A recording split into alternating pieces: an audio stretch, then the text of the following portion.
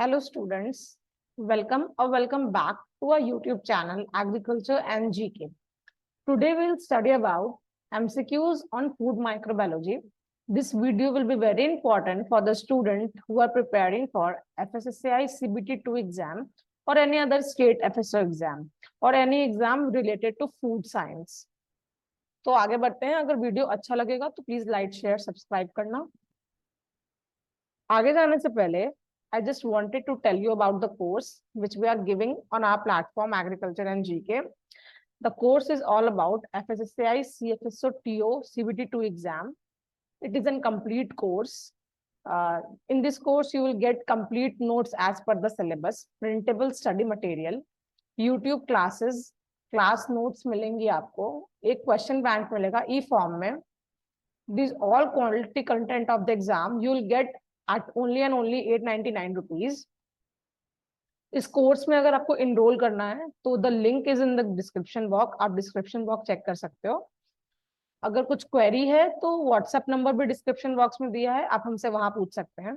इसके अलावा आप हमारे app agriculture and GK app से या फिर हमारे वेबसाइट agriculturegk.in से भी इस कोर्स में इनरोल कर सकते हैं. तो फिर आगे चलते हैं पहले क्वेश्चन पे. The term culture refers to dash growth of microorganism in dash. सबसे पहले तो समझते हैं कल्चर क्या होता है. ठीक है, कल्चर होता है एक तरह का मेथड है ये जिसमें कि हम लोग माइक्रो ऑर्गेनिज्म को रेप्लिकेट करते हैं.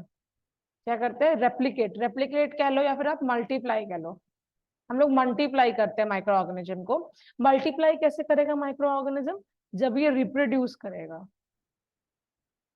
ओके, और कोई भी माइक्रो ऑर्गेनिज्म अगर बढ़ रहा है मतलब रिप्रोड्यूस हो रहा है, तो वो रिप्रोड्यूस क्यों हो रहा है? क्योंकि उसको रिप्रोड्यूस करने के लिए जो इन्वायरमेंट की जरूरत है, जो फूड की जरूरत है, वो हम लोग उसको दे रहे हैं, जिस वजह से वो रेप्लिकेट ज्यादा अच्छी तरह से कर रहा है. तो कल्चर एक तरह का फूड होता है, एक तरह का मीडियम होता है जो कि हम लोग माइक्रो ऑर्गेनिज्म को देते हैं, जिसकी वजह से वो बेहतर तरीके से ग्रो कर पाता है. ठीक है, और ये हम लोग इंक्यूबेटर में करते हैं, लैबोरेटरी कंडीशन को पूरी अच्छी तरह से देखकर. तो कल्चर क्या होता है? कल्चर, इसका option number A is the right answer. ये rapid growth of micro organism होता है इन इंक्यूबेटर. ठीक है, इंक्यूबेटर में होता है और ये रैपिड ग्रोथ होता है. कल्चर का भी काफी सारे टाइप्स होते हैं. ठीक है, एक होता है बैसल कल्चर, एक होता है इनरिच्ड कल्चर, एक होता है selective culture, next one is transport culture and storage culture. ये सारे टाइप्स ऑफ कल्चर होते हैं. हर मीडिया, हर इन सारे कल्चर का अलग अलग काम है. अलग अलग बैक्टीरियाज के लिए होते हैं, अलग अलग सूटेबल इन्वायरमेंट में इनका यूज होता है. तो they are different types of culture. Okay, incubator क्या होता है? इंक्यूबेटर एक तरह का इंस्ट्रूमेंट होता है, आप इसको एक डिवाइस कह सकते हो. It is type of device जो कि ग्रो एंड मेंटेन करता है माइक्रोबियल ग्रोथ को. ठीक है, इंक्यूबेटर में क्या करते हैं हम लोग? टेम्परेचर, पीएच, ह्यूमिडिटी, इन सबको हम लोग मेंटेन करते हैं. इंक्यूबेटर में ये सब चीज हम लोग मेंटेन कर सकते हैं, या फिर जो और कंडीशन होता है CO2, ऑक्सीजन कंटेंट, इन सब को हम लोग मेंटेन करते हैं ताकि जो माइक्रो ऑर्गेनिज्म है वो अच्छी तरह से ग्रो कर सके. ठीक है, नेक्स्ट क्वेश्चन. अ सब कल्चर इज, सब कल्चर क्या होता है? Okay, so the answer of this question is option number D, culture made from an isolated colony. सब कल्चर का क्या मतलब होता है? कि हम लोग एक न्यू सेल कल्चर बना रहे हैं, लेकिन कहां से? Made by transferring some or all cells from a previous culture to fresh growth medium. इसका क्या मतलब है, हमने यहाँ पर एक ग्रोथ मीडियम में ऑलरेडी अपना कल्चर डाल के यहाँ पर माइक्रो ऑर्गेनिज्म हमने ग्रोथ करवा दिया है, इधर काफी सारे माइक्रो ऑर्गेनिज्म का ग्रोथ हो गया है। ओके, लेकिन इनमें से हमको एक पर्टिकुलर टाइप का माइक्रो ऑर्गेनिज्म का ग्रोथ देखना है कि इस इन इन माइक्रो ऑर्गेनिज्म का ग्रोथ हमको और चाहिए। तो हमने क्या करना है कि इनको इधर से उठा के एक नए ग्रोथ मीडियम में डाल देना है, और फिर ये जो माइक्रो ऑर्गेनिज्म है वो पर्टिकुलरली इस मीडियम में अब ग्रो करेंगे। तो अगर तो हम लोग को इन सारे का करना है तो हम लोग सारे को आप इसमें से उठा के इसमें डाल देंगे, या फिर अगर किसी सिलेक्टिव माइक्रो ऑर्गेनिज्म का करना है तो उन माइक्रो ऑर्गेनिज्म को हम लोग उठा के इसमें डालेंगे ताकि वो इधर ग्रो हो सके अच्छी तरह से। तो सब कल्चर में यही करते हैं कि पहले वाले में से या तो पूरा या तो जो भी चाहिए होता है हम लोग को माइक्रो ऑर्गेनिज्म उनका लेकर हम लोग नए ग्रोथ मीडियम में उनको डालते हैं। ठीक है, तो सब कल्चर ये होता है। Next question, a bacteria having flagella on both the sides are called as, जिन बैक्टीरिया का, लाइक सपोज ये बैक्टीरिया है, जिन बैक्टीरिया का बोथ साइड में फ्लैजिला होते हैं, इधर भी और इधर भी, उनको क्या कहते हैं? द आंसर इज एम्फीट्राइकस कहते हैं, जिन बैक्टीरिया का दोनों तरफ फ्लैजिला होता है। अब the first question which comes to your mind is what is what is flagella? Flagella होता क्या है? Flagella is hair like structure, ठीक है, जो कि लोकोमोशन में हेल्प करता है। लोकोमोशन मतलब क्या होता है? बैक्टीरिया के चलने में, उसको आगे जाने में या फिर पीछे आने में मदद करता है। ठीक है,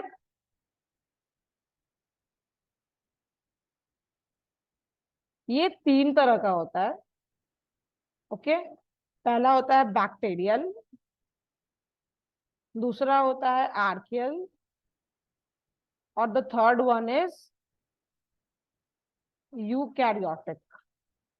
ठीक है, यूकैरियोटिक का मैकेनिज्म अलग होता है। यूकैरियोटिक में इसमें माइक्रो ट्यूब्यूल्स होते हैं फ्लैजिला में। ठीक है, तो यूकैरियोट्स में क्या होता है? बेंडिंग मूवमेंट की वजह से जो भी माइक्रो ऑर्गेनिज्म होते हैं वो आगे या पीछे जा पाते हैं। हालांकि जो बैक्टीरियल और आर्कियल होता है इसमें रोटरी होता है, रोटरी मैकेनिज्म के थ्रू ये आगे और पीछे जा पाते हैं। ठीक है, लिक्विड मीडियम में, मतलब उनको लिक्विड मीडियम में आगे ट्रैवल या फिर करने में हेल्प करता है। Medium is very important, liquid medium में होता है। ठीक है, next question, a conidium is an dash spore and a zygospore is an dash spore। ठीक है, the answer is option number D. Conidium जो है वो असेक्सुअल स्पोर होता है और जो जाइगोस्पोर है that is a sexual spore. ठीक है, कोनिडियम का अगर बात करें, ये फंगी का स्पोर होता है, स्पोर ऑफ फंगी। ओके, ये कहाँ प्रोड्यूस होता है? टिप ऑफ हाइफे पे। ओके, और ये मोटाइल स्पोर ऑफ फंगी होता है, मतलब ये चल सकता है, स्पोर एक प्लेस से दूसरे जगह जा सकता है। ओके, अब अगर हम लोग ओवरऑल स्पोर का बात करें, what is spore? Spore overall क्या होता है? सेल होता है जो कि फंगी का हो सकता है या किसी प्लांट का हो सकता है या किसी बैक्टीरिया का हो सकता है। ठीक है, जो कि इन सब द्वारा प्रोड्यूस होता है। फंगी प्रोड्यूस कर सकता है, कोई प्लांट प्रोड्यूस कर सकता है, कोई बैक्टीरिया प्रोड्यूस कर सकता है। और ये स्पोर का क्या काम होता है? ये रिप्रोडक्शन में हेल्प करता है। किसमें हेल्प करता है? रिप्रोडक्शन में हेल्प करता है, या फिर रिप्रोडक्शन में तो हेल्प करता है, इसके अलावा ये इसमें भी हेल्प करता है, ये क्या बोलते हैं उसको, डिफेंस मैकेनिज्म में भी हेल्प करता है। ठीक है, इट इज वेरी, ये हीट रेसिस्टेंट होता है,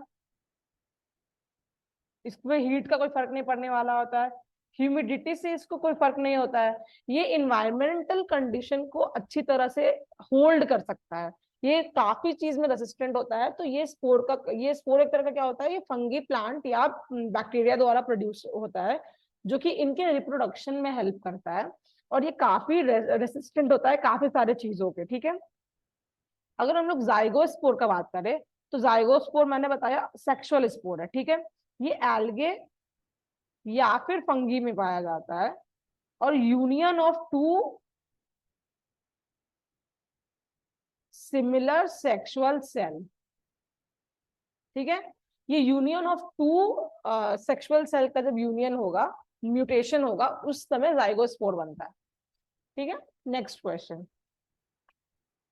अ virus is a tiny infectious. जो वायरस है वो टाइनी इन्फेक्शियस क्या है? Particle. Option number C is the right answer, वो पार्टिकल है। ठीक है, और वायरस जो होता है वो रिप्रोड्यूस करते हैं। कैसे रिप्रोड्यूस करते हैं? जब वो होस्ट बॉडी पे अटैक करते हैं तब। जैसे एक वायरस जो है वो अगर किसी दूसरे बॉडी पे अटैक करेगा तभी वो रिप्रोड्यूस कर सकता है। ठीक है, और जैसे ही वो होस्ट बॉडी पे अटैक करेगा मतलब उस बॉडी का वो पूरा फंक्शनिंग खराब कर देगा, वो इन्फेक्शन कर देगा उस बॉडी में। और वायरस ऐसे होते हैं कि वो एक बॉडी से दूसरे बॉडी बहुत इजीली ट्रांसफर कर सकते हैं अपने आप को। ठीक है, next question. An obligate halophile requires high. The right answer is option number B, salt. Obligate halophile को साल्ट चाहिए होता है। अब एक होता है ऑब्लिगेट हैलोफाइल, एक होता है हैलोफाइल, दोनों में डिफरेंस होता है। ठीक है, ऑब्लिगेट हैलोफाइल क्या होता है? हाई, इनको हाई ऑस्मोटिक प्रेशर चाहिए होता है, जो कि किससे बनता है? सॉल्ट वाटर से बनता है। ठीक है, हैलोफाइल क्या होता है?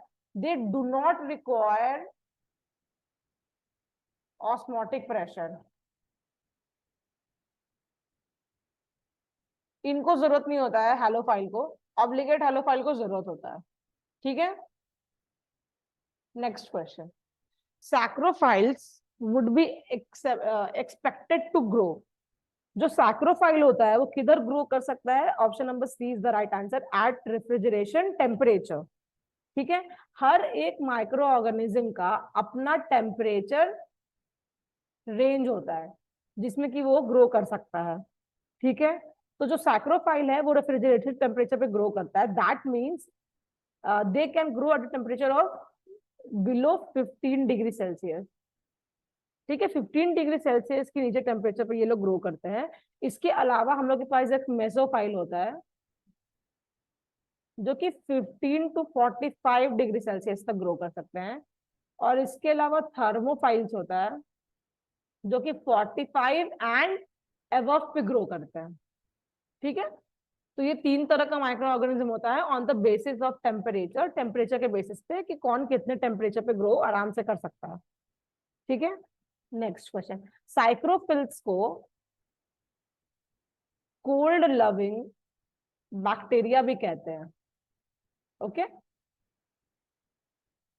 Next question. Sanitisation is a process by which, it is very common. Sanitisation में क्या करते हैं हम लोग? स्टराइल करते हैं विथ केमिकल्स, और नेचुरली भी हॉट वाटर से कर सकते हैं। तो option number B is the right answer, objects are made sterile with chemical.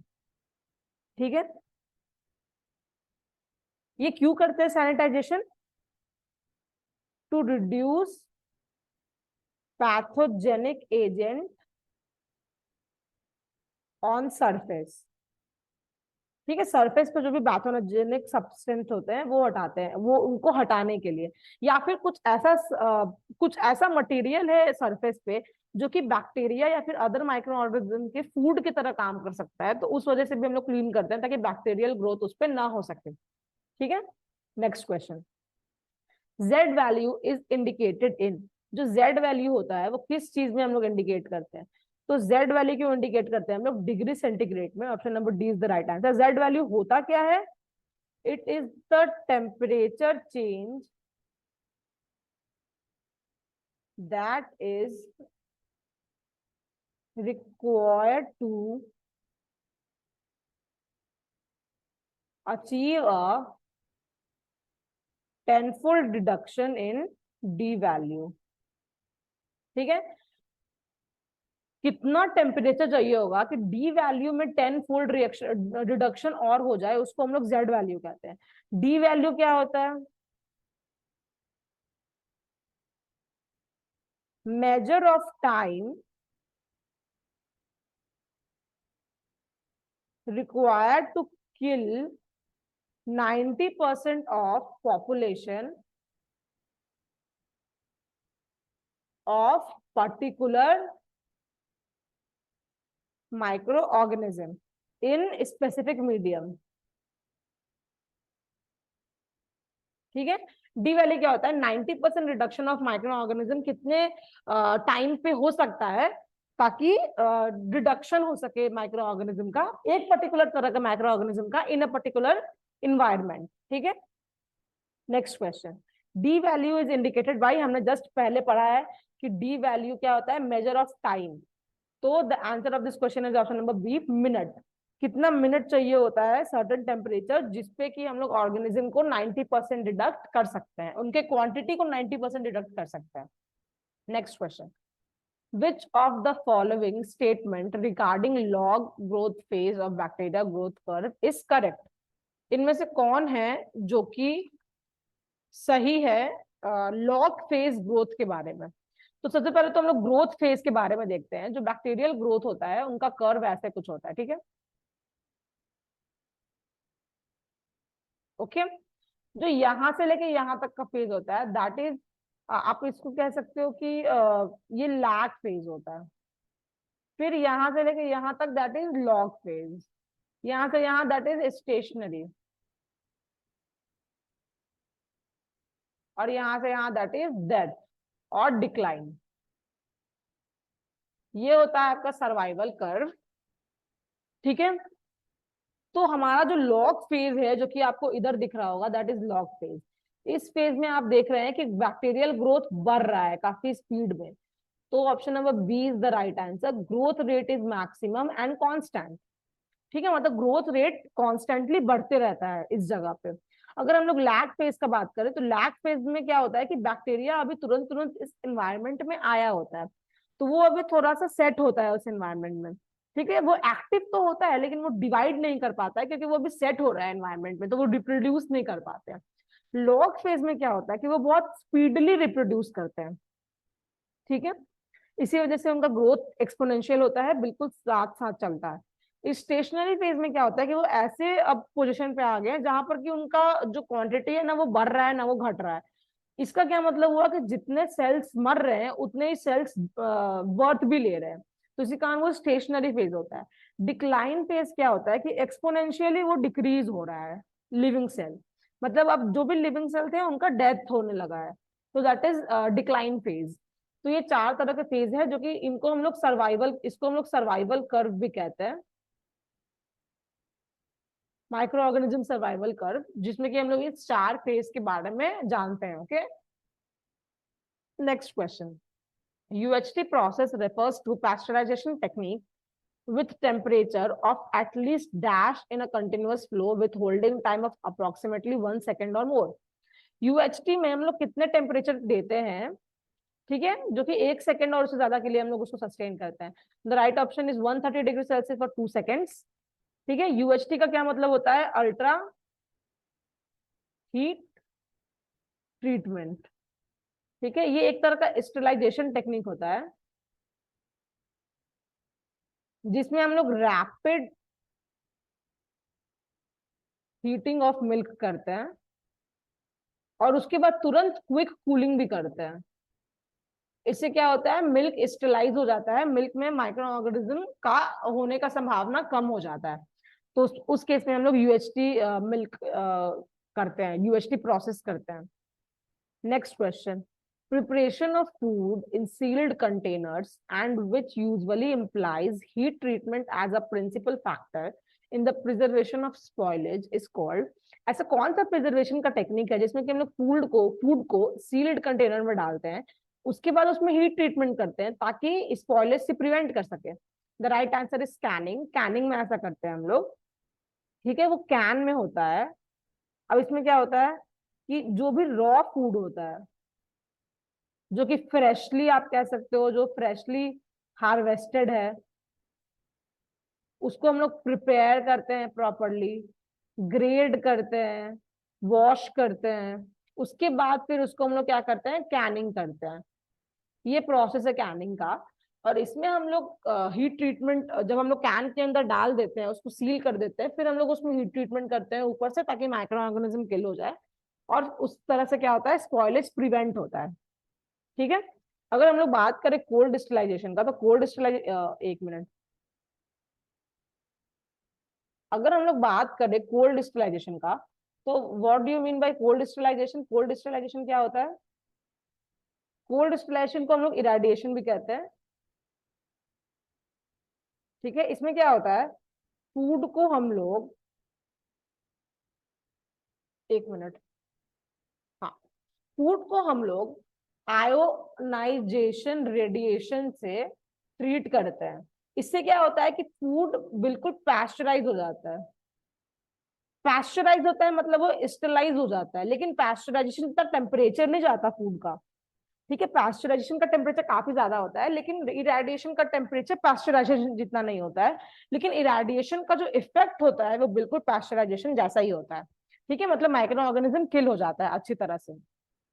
अगर असेप्टिक पैकेजिंग का बात करें, तो इसमें क्या होता है, जो भी स्टेलाइल स्टेलाइल आपका प्रोडक्ट होता है, स्टेलाइल प्रोडक्ट मतलब जो एकदम सेफ होता है, फ्री फ्रॉम माइक्रो ऑर्गेनिज्म, उसको स्टेलाइल कंडीशन में, स्टेलाइल पैकेज में और स्टेलाइल इन्वायरमेंट में हम लोग पैक करते हैं, उसको असेप्टिक पैकेजिंग कहते हैं।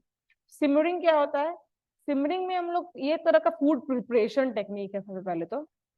इसमें हम लोग क्या करते हैं, food is cooked in hot liquid kept just below boiling point of water. Boiling point का जो पानी होता है उससे थोड़ा कम टेम्परेचर रखते हैं या फिर उतना टेम्परेचर रखते हैं, और तब फूड को कुक करते हैं, और धीरे धीरे टेम्परेचर उसका घटाते चलते हैं। तो उससे क्या होता है, फूड कुक होना चालू हो जाता है। ठीक है, next question. Hops are used in the manufacture of, hops का हम लोग इस्तेमाल किस चीज के मैन्युफैक्चरिंग के लिए करते हैं? The right answer is beer. Beer के मैन्युफैक्चरिंग के लिए हॉप्स का इस्तेमाल करते हैं। अब हॉप्स में होता क्या है, इसमें एसेंशियल ऑयल होता है जो कि बिटर इन टेस्ट होता है। बिटर इन टेस्ट होता है, ये एक तरह का प्रिजर्वेटिव की तरह एक्ट करता है। ठीक है, बियर में हॉप्स क्या करता है, फ्लेवर देता है, एक तरह का स्टेबलाइजिंग एजेंट होता है। तो ये उसका काम है, फ्लेवर देना और स्टेबलाइजिंग एजेंट की तरह काम करता है। ठीक है, next question. Brewing is, brewing क्या होता है?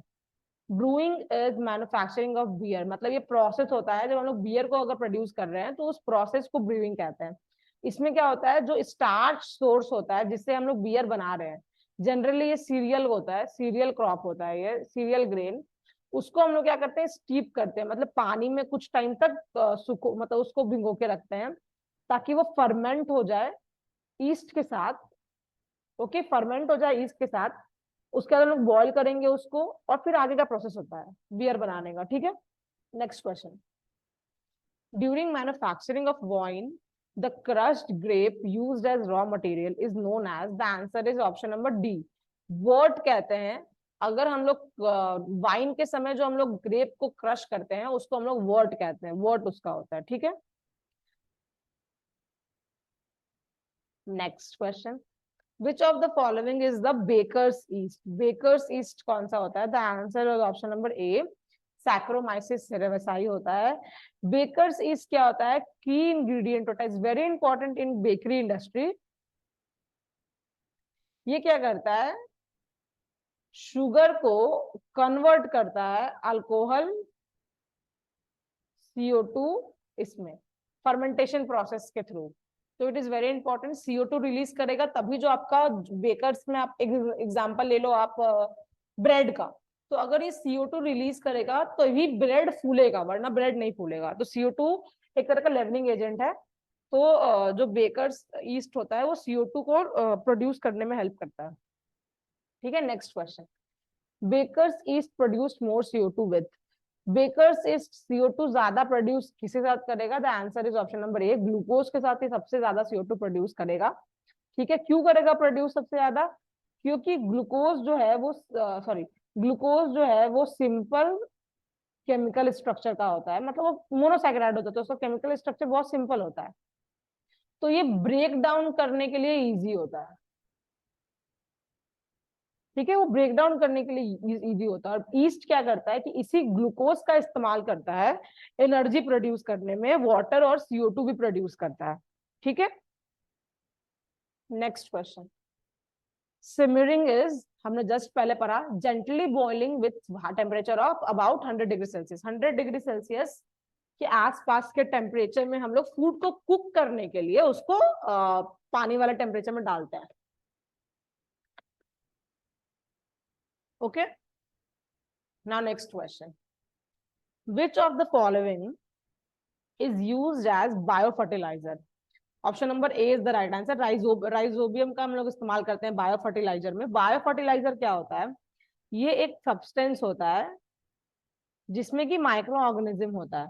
इसको हम लोग क्या करते हैं, सीड में डालते हैं एज अ फर्टिलाइजर, जो कि क्या करेगा, जो प्लांट का सरफेस है या फिर अगर सॉइल में डाल रहे हैं, ये अपना कॉलोनी बनाएगा। उसमें क्या करेगा, जो माइक्रो ऑर्गेनिज्म अपना कॉलोनी बनाएगा इंटीरियर ऑफ प्लांट में, जिससे वो प्लांट का ग्रोथ क्या करेगा, उसको इनहेंस करेगा। कैसे इनहेंस होगा?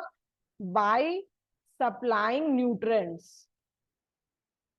ठीक है, तो इसमें क्या करते हैं, माइक्रो ऑर्गेनिज्म होता है फर्टिलाइजर में, जो कि हम लोग सीड या फिर सॉइल में डालते हैं। तो उससे क्या होता है, जो प्लांट का सरफेस होता है, सॉइल का सरफेस होता है, उसमें माइक्रो ऑर्गेनिज्म ग्रो करने लगते हैं। और जब माइक्रो ऑर्गेनिज्म ग्रो करते हैं तो वो एज अ न्यूट्रिएंट का काम करते हैं उस ट्री या फिर उस सीड के लिए। Next question, micro organism involve in spoilage of canned food. Canned food अगर हम लोग बात करें, जो हमने पहले पढ़ा अभी, तो उसके स्पॉइलेज के लिए जो माइक्रो ऑर्गेनिज्म का इस्तेमाल होता है, वो कौन से माइक्रो ऑर्गेनिज्म होते हैं? Option number A is the right answer, clostridium botulinum. Mainly canned food के लिए जो मेसोफाइल्स होते हैं वो रिस्पॉन्सिबल होते हैं। इसके अलावा थर्मोफाइल्स भी थोड़ा बहुत रिस्पॉन्सिबल होते हैं कैंड फूड के स्पॉइलेज के लिए। ओके, मेसोफाइल्स क्यों बेहतर तरीके से रिस्पॉन्सिबल होते हैं? क्योंकि ये जो होता है वो सरवाइव कर सकता है वो टेम्परेचर जो कि पास्चराइजेशन टेम्परेचर होता है, और इस वजह से वो फूड को स्पॉइल कर सकता है। ठीक है, next question, rusty spot in चीज इज ड्यू टू। जो रस्टी स्पॉट होता है, रस्टी मतलब क्या हुआ, रस्ट लाइक टेक्सचर। अगर आप चीज कभी देखोगे ढंग से, उसमें एक रस्टी टाइप मतलब थोड़ा ब्राउनिश तरह का, अगर वो चीज खराब हो जाता है तो उसमें ब्राउनिश आने लगता है। तो वो ब्राउनिश किसकी वजह से होता है? लैक्टोबैसिलस प्लांटेरम की वजह से होता है। ठीक है, option number C. Next, ropiness of milk which is observe throughout milk is caused by. जो मिल्क में जो रोपीनेस होता है वो किसकी वजह से होता है? द आंसर इज एंटेरोबैक्टर एरोजेंस की वजह से होता है। रोपीनेस मिल्क का क्या होता है, मिल्क जो है वो थोड़ा स्लिमनेस होने लगता है। ठीक है, उसका विस्कोसिटी क्या होता है, थोड़ा डिक्रीज हो जाता है। वो देखने में कुछ ऐसा खास मीन्स अगर आप उसको टच करोगे तो वो टच करने पे पता लगेगा। अगर आप उसको देखोगे सामने से तो पता नहीं लगेगा, लेकिन टेस्ट में फर्क आ जाता है थोड़ा बहुत। वो हार्मफुल नहीं होता अगर आप उसको कंज्यूम करते हो, लेकिन वो अनअपेटाइजिंग होता है। मतलब एक बार अगर आप उसको देख लोगे फिर आपको वो एपेटाइज नहीं आएगा वो चीज खाने का, आपको मन नहीं करेगा वो चीज पीने की। That is ropiness. Next question, heating of cream at low temperature at low pressure is called. अगर हम लोग हीट कर रहे हैं क्रीम को लो प्रेशर पे, उसको वैन क्रिएशन कहते हैं। क्या बोलते हैं? वैन क्रिएशन। इसमें क्या करते हैं हम लोग, स्टीम से डायरेक्ट हीट करते हैं। इसमें क्या होता है कि जो भी फीड का जो होता है वोलेटाइल फ्लेवर, उसको हम लोग रिमूव करते हैं। ठीक है, ताकि जो हम लोग बटर बना सके वो अच्छा बना सके। ठीक है, तो क्रीम से जो भी उसका फ्लेवर हो गया, जो भी फीड हो गया उसके अंदर, उसको रिमूव करते हैं ताकि बटर अच्छा बना सके। ठीक है, और ये करते किसमें है वैक्रिएशन? वैक्रिएटर एक तरह का डिवाइस है जिसमें कि हम लोग वैक्रिएशन प्रोसेस करते हैं। ठीक है, नेक्स्ट क्वेश्चन, इसके अलावा पास्चराइजेशन आप लोग जानते हैं, हम लोग पास्चराइजेशन करते हैं killing of pathogenic micro organism के लिए। जो भी पैथोजेनिक माइक्रो ऑर्गेनिज्म होते हैं उनको किल करने के लिए हम पास्चराइजेशन करते हैं। स्टेरिलाइजेशन भी करते हैं 100 एंड अबव टेम्परेचर पे किल करने के लिए micro organism. Next question, due to severe spoilage of egg the egg becomes opaque it is called. अगर स्पॉइलेज ऑफ एग काफी हद तक हो गया है तो एग क्या हो जाएगा? ओपेक हो जाएगा, मतलब डार्क, बहुत डार्क कलर का हो जाएगा। वो किसकी वजह से होता है? The right answer is black rot. Black rot उस फेनोमेनन का नाम है। अब इसमें क्या होता है कि यस, ब्लैक रॉट में क्या होता है, ये प्रोटियस एंड स्यूडोमोनास की वजह से होता है। ओके, जो एग का यॉक होता है, पहले ये लोग उसको अटैक करते हैं और उसको ब्लैक कर देते हैं। अब जब ये ब्लैक होता है तो वो एग के अंदर जब एग यॉक ब्लैक हो गया तो ये फट जाता है। फट जाता है तो कंटेंट बाहर आ जाता है, जिसकी वजह से जो आपका अंडा होता है वो भी ब्लैक दिखना चालू हो जाता है, ब्लैक या फिर ब्राउन। तो वो इस केस का प्रॉब्लम है। ठीक है, आगे जाने से पहले let us discuss about our course, that is Telangana state public service commission का कोर्स है ये, फूड सेफ्टी ऑफिसर के लिए। इसमें आपको कंप्लीट नोट्स दिए जाएंगे पेपर 1 और पेपर 2 का, यूट्यूब क्लासेस मिलेंगी आपको, प्रीवियस ईयर क्वेश्चन दिया जाएगा, टेस्ट सीरीज मिलेगा आपको सिलेबस पे बेस्ड, एक क्वेश्चन बैंक दिया जाएगा। ये सारा कुछ आपको जस्ट और जस्ट 1799 रुपीज में मिल रहा है। सारा कुछ क्वालिटी कंटेंट होगा। अगर आपको इसमें इनरोल करना है तो जो लिंक है वो डिस्क्रिप्शन में दिया है, आप प्लीज जाके चेक करो। इसके अलावा हमारा व्हाट्सएप नंबर भी दिया है, तो अगर आपको कोई क्वेरी है तो आप हमारे व्हाट्सएप पे भी पूछ सकते हो। हमारा ऐप है एग्रीकल्चर एंड जीके, एंड हमारा वेबसाइट है agriculturegk.in, आप इस पे भी जाके इस कोर्स में एनरोल कर सकते हो। अगर आपने एनरोल नहीं किया है तो जल्दी जाओ एनरोल करो। और अगर ये वीडियो अच्छी लग रही हो तो लाइक शेयर सब्सक्राइब करना। आगे बढ़ते हैं। Who invented canning of food? Canning of food किसने इन्वेंट किया था? The right answer is Nicolas Appert में इन्वेंट किया था 1809 में। ठीक है, कैनिंग क्या होता है? एक तरह का प्रिजर्वेटिंग, हम लोग इसमें प्रिजर्व करते हैं फूड को। कैसे?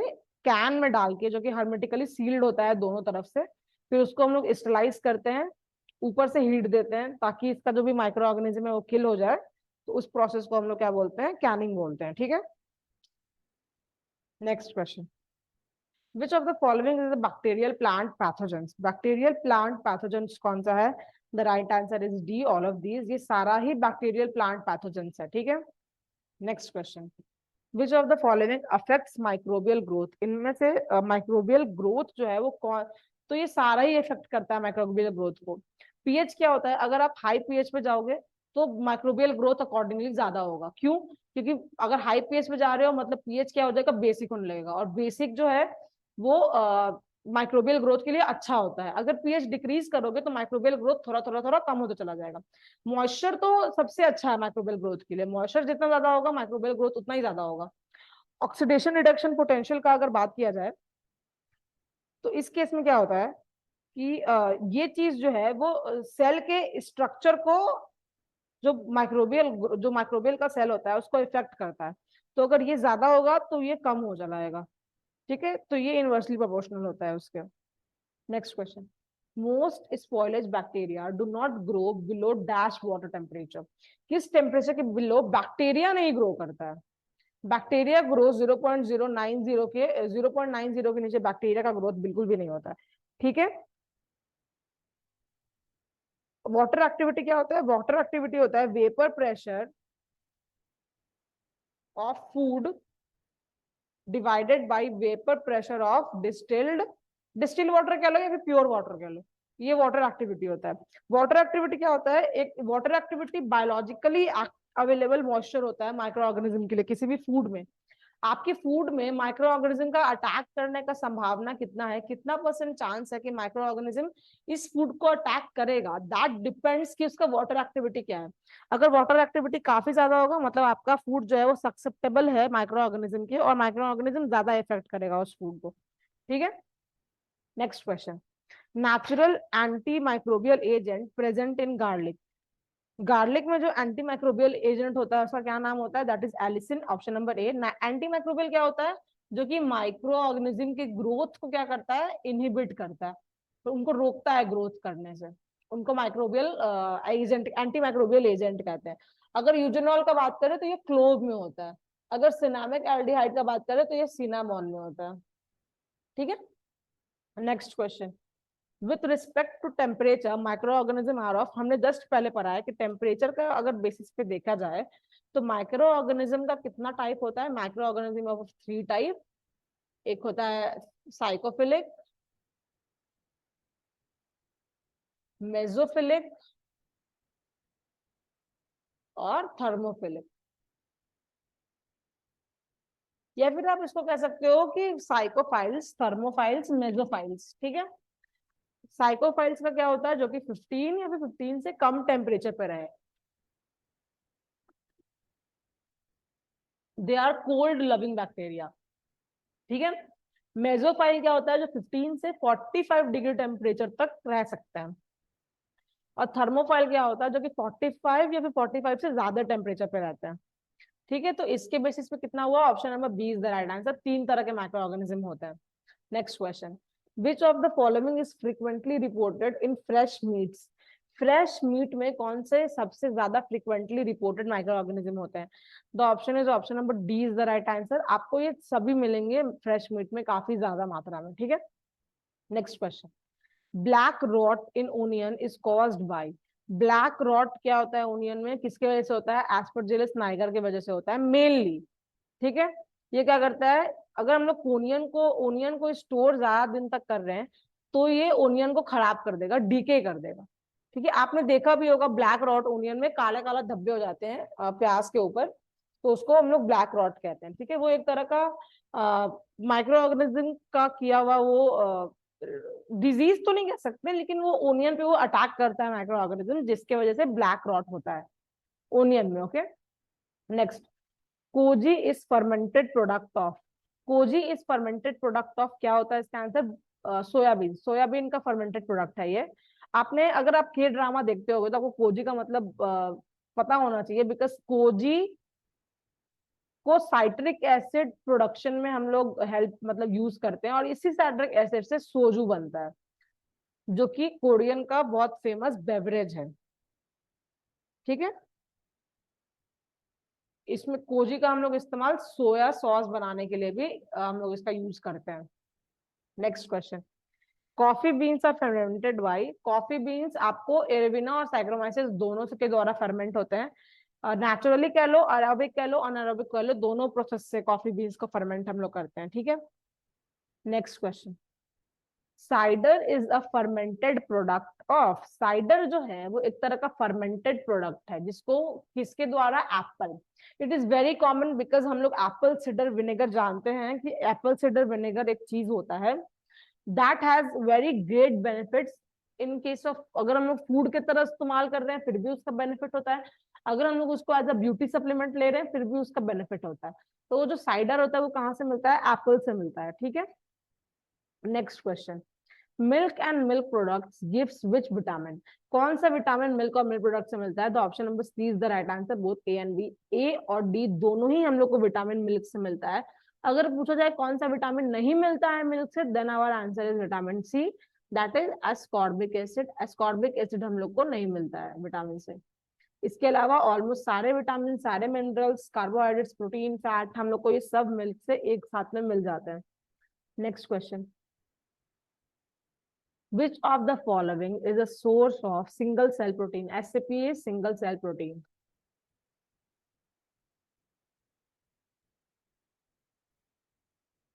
Option number A is the right answer. Cholera जो होता है वो सबसे बेहतर सोर्स होता है सिंगल सेल प्रोटीन का।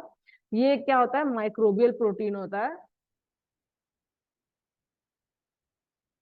ठीक है, ये क्या करता है, माइक्रो ऑर्गेनिज्म एक, ये आप कह सकते हो कि ये माइक्रोबियल प्रोटीन होता है, ये माइक्रो ऑर्गेनिज्म होता है जो कि हम लोग को प्रोवाइड करता है एडिक्वेट अमाउंट ऑफ न्यूट्रिएंट। अगर प्रोटीन रिच फूड का अगर कोई न्यूट्रिट मतलब प्रोटीन रिच फूड का अगर हमको कोई ऑल्टरनेटिव निकालना है तो हम लोग सिंगल सेल प्रोटीन को कंज्यूम कर सकते हैं। इससे क्या होगा कि ये प्रोटीन का जो भी डिफिशियंसी है अपने बॉडी में उसको कवर अप कर देगा काफी जल्दी और काफी अच्छी तरह से। Next question, which of the following is gram positive bacteria. इनमें से कौन सा जो है वो ग्राम पॉजिटिव बैक्टीरिया है। The right answer is option number D, all. ये सारा ही ग्राम पॉजिटिव बैक्टीरिया है। अगर सिट्रिन का बात करें तो ये एक तरह का सेकेंडरी मेटाबोलाइट, एक्चुअली ये सभी सेकेंडरी मेटाबोलाइट है। ठीक है, ये सारा का सारा ही सेकेंडरी मेटाबोलाइट है फंगी का। ठीक है, next question, which is the source of catalase. Catalase का सोर्स क्या होता है। Option number A is the right answer, micrococcus. Microbiology में अगर देखा जाए तो माइक्रोकोकस बहुत अच्छा सोर्स होता है कैटलेज का। कैटलेज एक तरह का इंजाइम है। ठीक है, it is a type of enzyme जो कि लिविंग ऑर्गेनिज्म में पाया जाता है। ये इसका काम क्या है, ये क्या करता है, ये ऑक्सीजन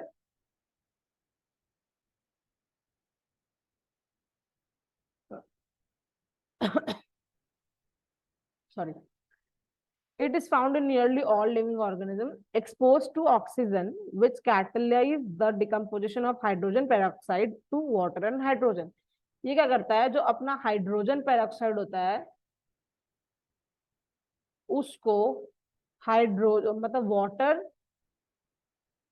और ऑक्सीजन में ब्रेक करता है, कैटालिस एंजाइम जो होता है अपने बॉडी के अंदर, ठीक है।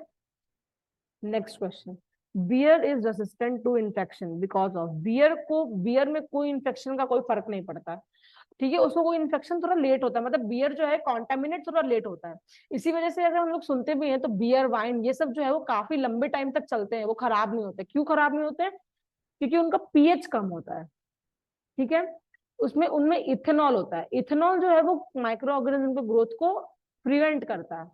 उनमें एनारोबिक इन्वायरमेंट होता है। एनारोबिक इन्वायरमेंट का क्या मतलब हुआ कि ऑक्सीजन नहीं है उसमें, तो जब ऑक्सीजन नहीं होगा तो ऑटोमेटिकली माइक्रो ऑर्गेनिज्म काफी हद तक उसमें नहीं होंगे। Option number C is the right answer. ये सब वजह के वजह से बियर जो है वो इन्फेक्शन से रेसिस्टेंट होता है, ठीक है। Next question, which of the following yeast can tolerate high level of alcohol, इनमें से कौन सा ईस्ट जो है वो high level of alcohol tolerate कर सकता है, ठीक है। The right answer is option number D, इन दोनों में से कोई भी नहीं कर सकता है। जो सबसे ज्यादा अल्कोहल का लेवल झेल सकता है दैट इज सैक्रामाइसिस सेरेवसाई। ये ईस्ट जो है वो माइक्रो जो अल्कोहल का कंटेंट आराम से झेल सकता है, ये इसको हम लोग कहते हैं ब्रियोर्स ईस्ट, ठीक है। Next question, which micro organism contains a lot of vitamin, इनमें से किस माइक्रो ऑर्गेनिज्म के पास लॉट ऑफ विटामिन होता है, किनमें होता है? Right option is yeast. Yeast में सबसे ज्यादा विटामिन आपको मिलेगा as compared to bacteria, algae और सबके according. Next question, microbial growth phase curve contain, अभी तुरंत हमने पढ़ा है उसमें लैग फेज भी होता है, लॉग फेज भी होता है, स्टेशनरी फेज भी होता है। The right option is all of the above. ये सारा ही फेज होता है माइक्रोबियल ग्रोथ फेज कर्व में, ठीक है। हमने पढ़ा लैग फेज में क्या होता है, लैग फेज में क्या होता है, वो लोग मल्टीप्लाई नहीं करते हैं, नहीं होता है। लॉग फेज में क्या होता है, मल्टीप्लाई करते हैं वो लोग अच्छी तरह से। स्टेशनरी फेज में क्या होता है कि डेथ जितना का हो रहा है और बर्थ जितने का हो रहा है वो इक्वल होता है। तो ये सारा ही होता है माइक्रोबियल ग्रोथ कर्व में। नेक्स्ट क्वेश्चन, रोपीनेस इन ब्रेड शोज डैश कलर, जो रोपीनेस होता है ब्रेड में वो कौन सा कलर, तो पर्पलिश ब्राउन टाइप का कलर होता है, थोड़ा थोड़ा ब्लैक भी होता है लेकिन जनरली ब्राउन कलर ही आता है, ठीक है। और ये होता किसके वजह से है, बैक्यूलस लिचन फॉरेस्ट इसके वजह से होता है, या फिर बैक्यूलस सब टाइलस की वजह से भी होता है, ठीक है। इसमें क्या होता है, ब्रेड में फ्रूटी ऑर्डर आने लगता है वो, ठीक है, उसका कलर चेंज हो जाता है, वो अनफिट होता है खाने के लिए। Next question, egg rots are generally of dash type, egg rot में कितना टाइप होता है, the right answer is 5 type होता है, black, blue, pink, red, green, ठीक है। ये सब ये पांचों जो होता है वो मेनली टाइप होता है एग रॉट का। Next question, fishy flavour in milk is due to, जो फिशी फ्लेवर होता है मिल्क का वो किसके वजह से होता है, the right option is D, इन सब के वजह से फिशी फ्लेवर ऑफ मिल्क होता है, ठीक है। इसमें क्या होता है कि बैक्टीरिया का जो ग्रोथ होता है वो ज्यादा हो जाता है मिल्क, सॉरी, हाँ मिल्क में, जिसकी वजह से क्या होता है, बैक्टीरिया ग्रोथ ज्यादा होगा, मतलब जो प्रोडक्ट है उसका जो क्वालिटी है वो चेंज हो जाएगा, मतलब डिग्रेड हो जाएगा। अगर जैसे जैसे आप उसको स्टोर करते चले जाओगे वैसे वैसे तो क्वालिटी डिग्रेड होता चला जाएगा। नेक्स्ट क्वेश्चन, विच ईस्ट कॉज स्पॉइलेज इन सॉफ्ट ड्रिंक, सॉफ्ट ड्रिंक में कौन सा ईस्ट स्पॉइलेज क्रिएट करता है, बोथ, ये दोनों ईस्ट की वजह से सॉफ्ट ड्रिंक में स्पॉइलेज होता है, ठीक है। स्मेल चेंज हो जाता है, जनरली तो स्मेल और फ्लेवर में ही फर्क आता है सॉफ्ट ड्रिंक में, तो इन दोनों ईस्ट की वजह से होता है। Next question, hydrolysis of protein bye microbial proteinase gives, इसमें क्या होगा, राइट, बिटर टेस्ट आता है जब हम लोग प्रोटीन का हाइड्रोलाइसिस करते हैं बाय माइक्रोबियल सोर्स, उस केस में बिटर टेस्ट आता है, बिटर कंपोजिशन होता है उसका जो प्रोडक्ट बनता है, ठीक है। Next question, culture used in yoghurt preparation, yoghurt preparation में जो कल्चर का इस्तेमाल करते हैं वो कौन सा कल्चर होता है, बोथ, स्ट्रेप्टोकोकस थर्मोफाइल्स का भी इस्तेमाल करते हैं, लैक्टोबैसिलस बल्गैरिकस का भी इस्तेमाल करते हैं हम लोग, ठीक है। ये क्या करता है, लैक्टिक एसिड का कंटेंट बढ़ा देता है पीएच को घटा देता है, जिसकी वजह से मिल्क जो है वो क्या हो जाता है, क्लॉट हो जाता है। और मिल्क क्लॉट अच्छी तरह से होता है, जेल फॉर्म में होता है, जो कि योगर्ट के लिए सबसे बेस्ट होता है, जेल फॉर्म में अगर क्लॉट हो रहा है तो। ठीक है, here we come to the end of our video. So if you like the video then please like share subscribe. मिलते हैं फिर नेक्स्ट वीडियो में, till then take care, bye, thank you.